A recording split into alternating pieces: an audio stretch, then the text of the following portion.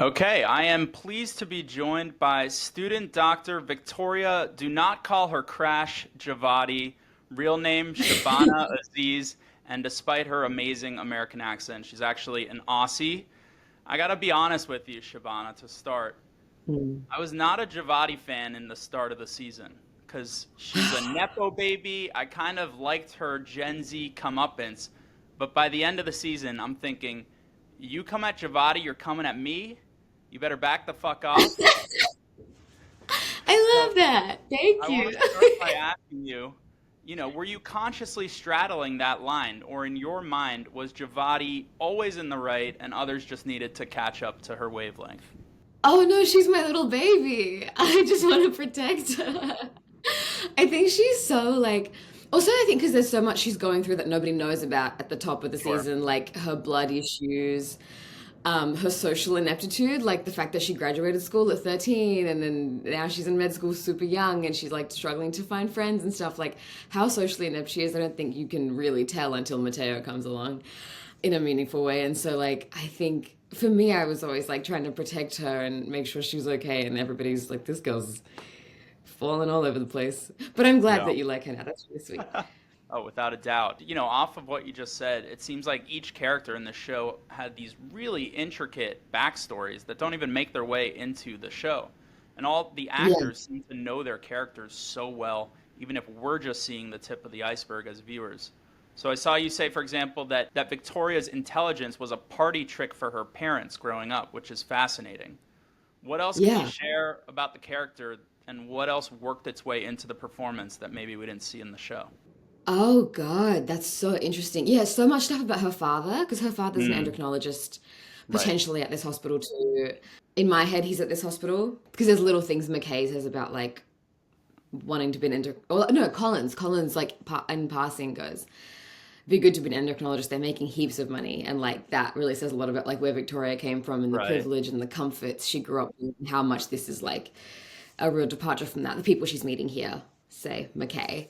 And so there's a lot of stuff, like little things like that. But we had long chats. Like before we started, we did like a medical boot camp to learn all the medical skills. We all intubated dummies and we had real actors come in too. And we like Right. ultrasounded on them and like did eye exams on them and stuff. And they were amazing.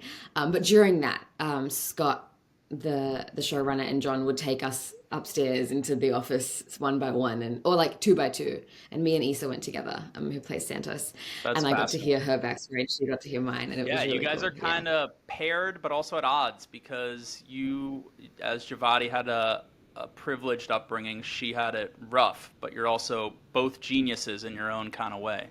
So that's really cool that you two were in those conversations together. Did that kind of thing come up? The similarities and differences between you and Santos in that conversation you just mentioned. Oh, not so much. It was more Scott had he had these massive he had like documents for everybody, things that might be useful, and then we sort of pitched some things and had conversations, and that was really nice because I remember being like I didn't know about Mateo's character up Mm, until like I was in LA during boot camp that I found out that his character even like existed and we had like a little thing.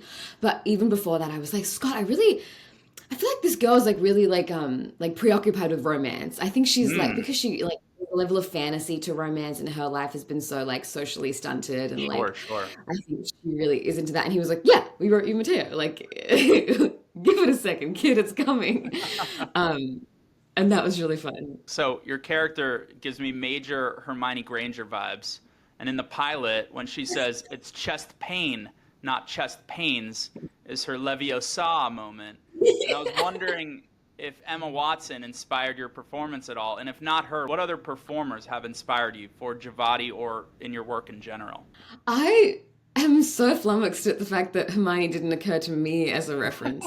But for me, I remember trying to find references for her Sure. and only finding boys. Well, just because kid genius is often such a boy Sure. thing, like Doogie Howser, Sheldon, it's such a young man trope. And then also this trope of like a person pursuing romance. Often those are played by boys too. Like you got Seth Cohen's, like especially like teen things, like and she's quite young. So Right. I actually watched a bunch of teen dramas to sort of figure out like what she'd be watching and like tried to listen to like music young girls were listening to because I'm a Yeah. bit Yeah. older Yeah. than her. And like that, it was like a fascinating thing, but now I'm embarrassed that I didn't think of That was how the I first thing I embedded. thought of, especially rewatching the pilot. I think that's how much like she's seeped into my I love that. consciousness, No, like that's without me great. even thinking about it now. No, That's I crazy. really do love what you're saying about how, like, at odds it is, how stunted and childish Javadi is with romance, but how genius level she is with medicine. And it kind of makes sense that, she's holding both truths at once. Complicated little guy. I'd love to ask about your moment with Supriya Ganesh in the finale, who plays Dr. Mohan. She's jacked up in the elevator. You're almost despondent. And I saw you said in an Yeah. interview that brown women usually have to play sisters or their race becomes the focus. But I think the show's great because that's not the case here. And I think both in terms of social issues and diversity, it's like a modern, very realistic approach in the pit. And I love how non-didactic it is. And I was wondering if you have any thoughts about how that's approached in the show. Yeah, I totally agree. We both were really shocked when we got the casting notice at who the other person was who'd been cast. Like it was so Hmm. exciting. It was so exciting. Oh my God. And it really feels like, like when you're like a young, diverse person in whatever way, you feel like people slowly open the door for you. And you know what I mean? You like inch your way into little places. Oh, I'm Yeah. playing like a love interest here, or maybe I, wouldn't, or oh, I'm playing somebody who's just a friend character, or I'm a lead in a thing. Like I remember the first time I booked a lead role and I was like, what is going on? Like this can't be right. And it feels very like John Wells and Scott and Noah and all those people like open the door wider than anybody ever has for me before because it was like this character that wasn't about race. Even like my relationship with my mum. It's like, yes, Hmm. there's like cultural elements to that and like migrant elements of like, I have immigrant parents, like my parents are from Fiji and it's like when they left everything to come here and you have to have ambition Right. because they gave up everything for you to be able to have ambition, right? And like, Right. so there's like cultural elements to that, but it's not reductive in that way. And like, Yep. Supriya and I too, like, there's so much about our characters that just aren't about where we come from, and it's so Refreshing. exciting. And Yeah. I haven't seen that scene because I'm too scared to watch the finale because I don't want it to be over. You're amazing in it. Don't worry. But I hope it works. I'm But excited. but you look like you have seen ghosts. I mean, you have. You have seen many ghosts that day. Yeah, and it's funny because I feel like I operate here all the time. Like I'm so hyped up on I don't Uh-huh. even know what. And Sabria is like really chill and mellow, and we Chill. had to just Yeah. like whoop the scene, Great. which was fun. What messed with your head or blew your mind most about U.S. medicine and hospitals compared to where you're from, Australia? I know you studied up on tragic and, frequent gun violence here versus back home. What else was just so different to you? Oh, like the system is very different. Like we have a public healthcare system. We Of also have course. private healthcare, but it's just a lot more accessible here. And like the culture for doctors, like it's funny. I interviewed a bunch of doctors like for research before I started Hmm. season one, and they were all Australian because I had never been to LA. Like I'd been to America before, but never like this. And then this season I'm interviewing a bunch of American doctors and Australian doctors in between seasons, and it's like fascinating Yeah, tell me. the cultural differences. Just things like I think Australian doctors, and this could be like anecdotal and not Sure, actually sure. indicative of like a larger pattern, but it feels like there's a lot more access to mental health care here, Mm. and that's there's just more access to care here, but a lot more doctors, a lot more. I think American doctors are all pro mental health support that I've talked to, but aren't seeking it themselves. A bunch of Australian doctors I've talked to are like, get yourself to therapy. Mm. Now, I tell all my students to go to therapy because it's gonna mess you up. It's gonna like this whole you're not gonna be a normal person 40 years into Yeah, this career. And it's really fascinating. that is fascinating. So I'm curious, what is your favorite pit moment that didn't involve your character Oh, I love Santos's monologue. in the Um, finale? uh, no, she has this monologue in episode 8, I think, Episode where eight. there's this Okay. guy who's come in, I think it's 8, who's come in and his wife's been giving him progesterone. Right, right.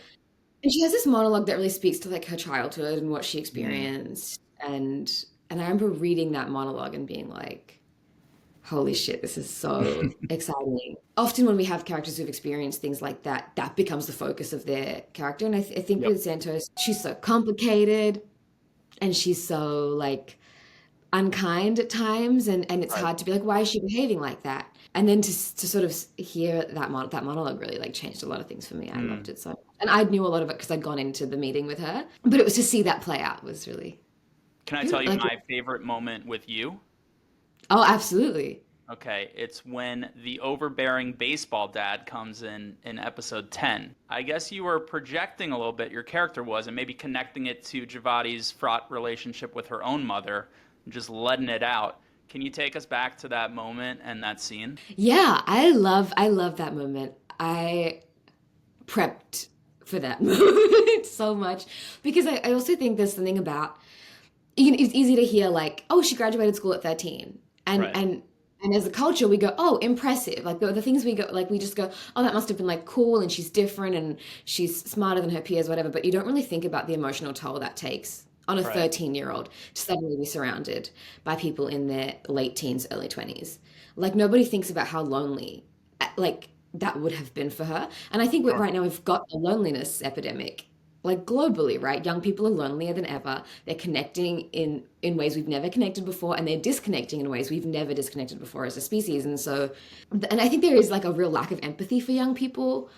A Hmm. lot of the time, and the older I get, the more it's like a thing I have to be aware of and like effortful about, of like growing up with an iPad in your hand would be really difficult, Right. actually, in a We lot don't of have all ways. we don't all have Noah Wiley giving us books on set to read and banning phones, right? So lucky. Yeah. Yes. I think Javadi is like the loneliest character Yeah, in so that's many interesting. ways. And people don't think about it. People don't, and the pressure of like, achieve at this level, Javadi, achieve at this level. I think Javadi took a real stand and did college at a normal rate. And I think it was a big fight with her mum. And I think it's Hmm. the reason she has maybe two friends. My girlfriend, who's a psychiatrist, wanted me to tell you, quote, she loves how real you are in the finale because on TV, it's overly glorified to work so much as a doctor. And when in the finale you said that the day may have turned you off of medicine, she said, everyone feels that way at some point during med school or residency. So I was just wanted to tell you that and see if you had any thoughts on that. I do. That's so lovely. Your girlfriend's a hero. It's like the way we glorify burnout, Yeah. as if achieving burnout is like I mean, like it's an achievement.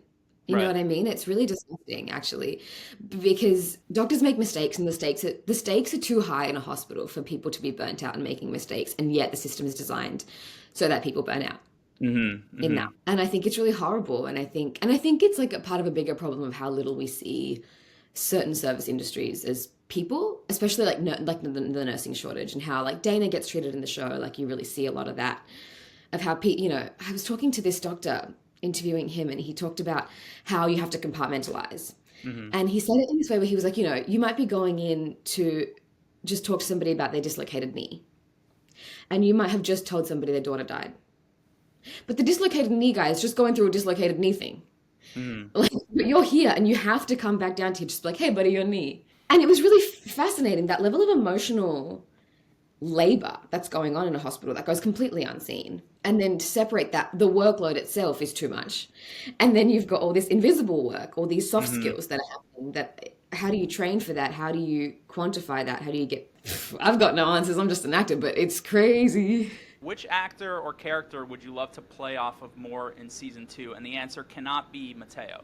Boo. Oh, I love working with Supriya because so fun. Nice.